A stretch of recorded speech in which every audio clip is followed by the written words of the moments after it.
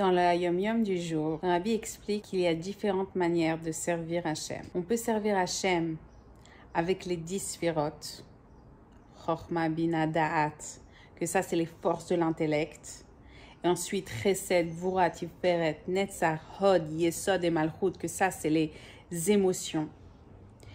Et on peut servir Hachem donc et faire la Torah et les mitzvot avec ces 10 forces-là qu'Hachem nous a données dans les 3 premières parties de notre âme.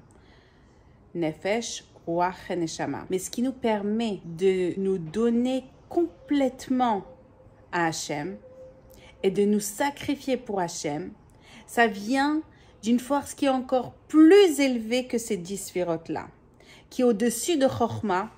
Ça vient de Hachem lui-même, et que donc, cette force-là, elle nous donne la possibilité de nous retenir quand on veut faire une avéra, parce que on ne veut pas se détacher d'Hachem. Quand on fait une mitzvah, on s'attache avec Hachem, et Chas v'Shalom, quand on fait une avéra, on se sépare d'Hachem. Et ce qui nous permet de se sacrifier pour ne pas faire de avérote, ça vient d'une force qui est supérieure à toutes ces 10 forces-là, qui vient de Hachem lui-même. Pour relier ça avec le bien-être, qu'est-ce qui nous permet de se sentir bien?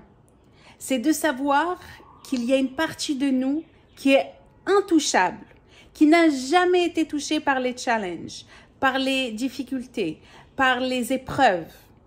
Et quand on arrive à s'attacher à cette partie de nous qui n'a jamais été atteinte, qui est vraiment notre partie d'Hachem qui vient au-dessus des 10 forces que l'on a reçues, eh bien on arrive à se souvenir quel sentiment de bien-être on peut ressentir et que donc même avec les épreuves, on peut quand même se sentir bien.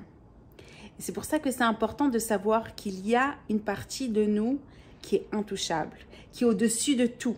Et c'est cette partie qui est le Hachem lui-même. Et Hachem lui-même, il est Echad. Il ne change pas. Avant l'épreuve, après l'épreuve, c'est toujours la même chose. Hachem, il est un.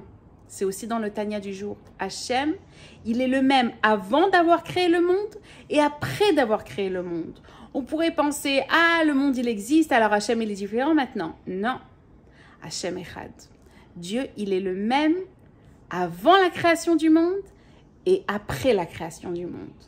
Et si on arrive à être dans cet état d'esprit de un, que je vais bien, même si j'ai une épreuve ou même si j'ai pas d'épreuve, je suis Echad, je suis tout le temps connecté avec Hachem, alors ça, c'est un bien-être qu'on peut avoir constamment. Des bonnes nouvelles.